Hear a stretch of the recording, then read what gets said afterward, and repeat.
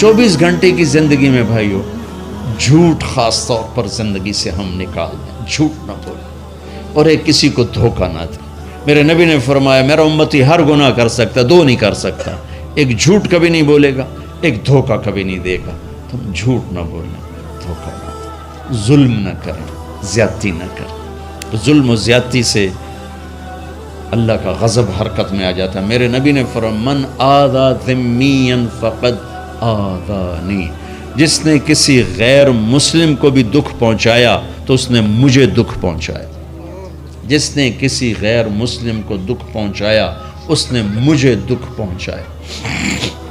میرے نبی نے تو اپنے ساتھ رہنے غیر مسلموں کے ساتھ اتنی رحمت للعالمین کا ثبوت دی۔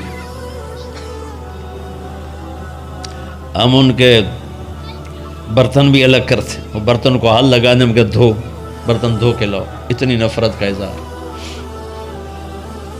بھائیو محبت سے اپنے کاروبار میں ہو سچ بولو، صحیح تولو، وعدہ خلافی نہ کرو، وعدے سے پھرو مت، کسی کو دھوکہ نہ دو، کسی کو فراڈ نہ کرو۔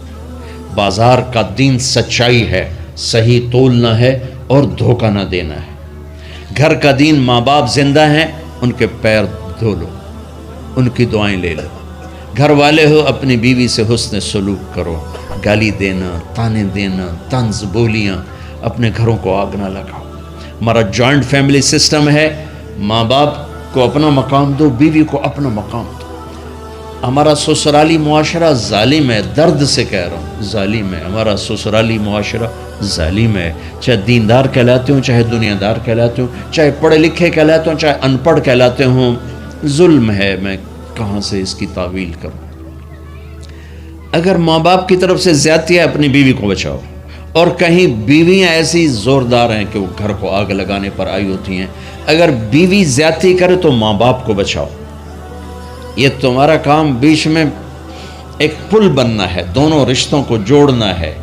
جس طرف بہنوں کی طرف سے زیادتی ہے بیوی کو بچاؤ، بیوی کی طرف سے اپنے دوسرے رشتوں کو بچاؤ۔ ہم اس میں افراط ہوتا یعنی کمی زیادتی کا شکار ہیں۔ کچھ ماں باپ کے پریشر میں بیویوں پر ظلم ڈھا دیتے ہیں، اور کچھ بیویوں کے پریشر میں ماں باپ کو ذلیل کر دیتے ہیں۔ یہ دونوں انسانیت سے دور کی چیزیں ہیں۔ بھائیو اپنے نبی کی زندگی پڑھو اللہ کا۔ میرے نبی کی ایک حدیث سناؤں، میرے نبی نے فرمایا یہ جو میرے مدینے والے لوگ ہیں نا، یہ بڑے اچھے ہیں۔ ان کے گھر میں جب کسی کی ڈولی اترے نا تو اسے یوں لگتا ہے جیسے میں اپنے ماں باپ کے گھر ہی آ گئی۔ یہ چند دن پہلے میں نے حدیث پڑھی تو مجھے بڑا مزہ آیا کہ میرا تو مستقل مضمون میں بیان کرتا رہتا ہوں۔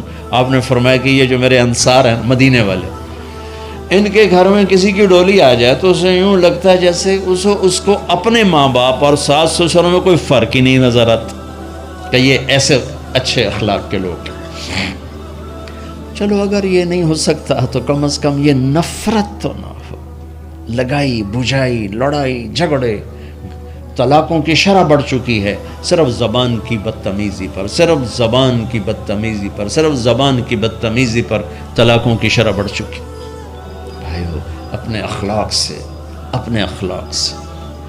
اپنے رشتوں کو جیتو۔ ماں باپ کا دل جیتنا ہے، بہن بھائیوں کا دل جیتنا ہے، اپنی بیوی کا دل جیتنا ہے اچھے اخلاق کے ساتھ۔ بیوی کے ذمہ خاوند کا دل جیتے اچھے اخلاق کے ساتھ، ساس سسر کا دل جیتے اچھے اخلاق کے ساتھ، اپنے بہن بھائیوں کا دل جیتے اچھے اخلاق کے ساتھ۔ میرے رب کی قسم تم چپ رہنا سیکھ لو، عزت تمہارے قدموں میں آ کے گرے گی۔ جواب نہ دو، چپ ہو جاؤ، اللہ عزت تمہارے قدموں پہ لا کے کھڑا کر، تمہارے قدموں میں آ کے اللہ عزت کو گرائے گا۔ اولاد کو عزت دو، اولاد کو عزت دو، اولاد کو عزت دو، ان کو ٹائم دو، پھر یہ ساری زندگی تمہارے غلام بنے گے۔ 3 سال کے بچے کو اسکول میں دھکا دے دیا، آیا تو ٹیوشن والے کے پاس بھیج دیا اور خود اپنے مزے کیے، تو یہ اولاد کبھی تمہاری نہیں ہوگی۔ انہیں ٹائم دو اور اولاد کی خواہشات کا خیال کرو۔ ان پر ایسے ماں باپ ہونے کی ایسی دھونس مت جماؤ۔ آج کل اولاد نافرمان ہے، آدھا قصور ماں باپ کا ہے، آدھا اولاد کا ہے، کہ یہ وہ شفقت اور وہ محبت اور وہ ٹائم نہیں دیتے، اس سے آگے بات خراب ہو جاتی۔ اور ایک بڑا حساس موضوع ہے، رشتے ناتوں میں اولاد کی رعایت کرو، اپنی اولاد کی پسند ناپسند کا خیال کرو، ان پر مسلط مت کرو۔ اولاد سے کہتا ہوں کورٹ کی شادیاں نہ کرو، عشق معشوقی کی شادیاں نہ کرو، یہ 99.9% ناکام ہو جاتی ہیں۔ زندگی اور چیز ہے، عشق معشوقی اور چیز۔ اپنے ماں باپ کی دعائیں برکتیں لے کر شادی کرو۔ لیکن ماں باپ سے کہتا ہوں اگر کہیں بچی کہہ دے میں نے نہیں کرنی یہاں، تو اللہ کے واسطے اس کی رعایت کرو، اس کو گائے بھینس نہ بناؤ کہ جس قلے نال مرضی جا کے بن چھڑو۔ انسان ہے، جانور نہیں ہے، انسان ہے۔ زندگی جس نے گزارنی اس کی رعایت کرو، اس کی رعایت کرو۔ اولاد سے کہتا ہوں ایسے لو میرج اور گرل فرینڈ بوائے فرینڈ ہمارا کلچر نہیں ہے، یہ ہلاکت اور تباہی کا راستہ۔ میں قربان جاؤں میرے نبی کہ صاحبزادی جنت کی عورتوں کی سردار کا رشتہ آسمان پہ طے ہو چکا ہے کہ علی کے ساتھ کیا جائے گا۔ خبر آ چکی، جبریل آ چکے ہیں کہ یا رسول اللہ فاطمہ علی کے لیے ہے، اور حضرت علی رشتے کا پیغام لے کر آئے ہیں، اور آپ فرما رہے ہیں انشاءاللہ۔ ہاں نہیں کی، کہا انشاءاللہ۔ ہاں تو ہو چکی ہے، انشاءاللہ۔ ہاں کیوں نہیں کی؟ ہاں ہو چکی۔ آپ کو سبق سکھانے کے، ہمیں شریعت سکھانے کے۔ گھر تشریف لے گئے، فاطمہ بیٹی علی کا رشتہ آیا ہے، ہاں کر دو۔ اللہ اکبر۔ جب جبریل آ کے بتا چکے ہیں کہ یہ رشتہ ہو چکا ہے آسمانوں پر، اللہ نے کہہ دیا ہے کہ فاطمہ علی کا کے ہاتھ میں دی جائے گی، پھر یہ کیوں پوچھ رہے ہیں بیٹی علی کا رشتہ آیا ہے، ہاں کر دوں؟ ہمیں سکھانے کی کہ کتنی بچیاں سسک کے زندگی گزار دیتی ہیں، ماں پیو زبردستی کر دیتے، کتنے بچے سسک کے زندگی گزار دیتے ہیں کہ ماں باپ زبردستی کر دیتے۔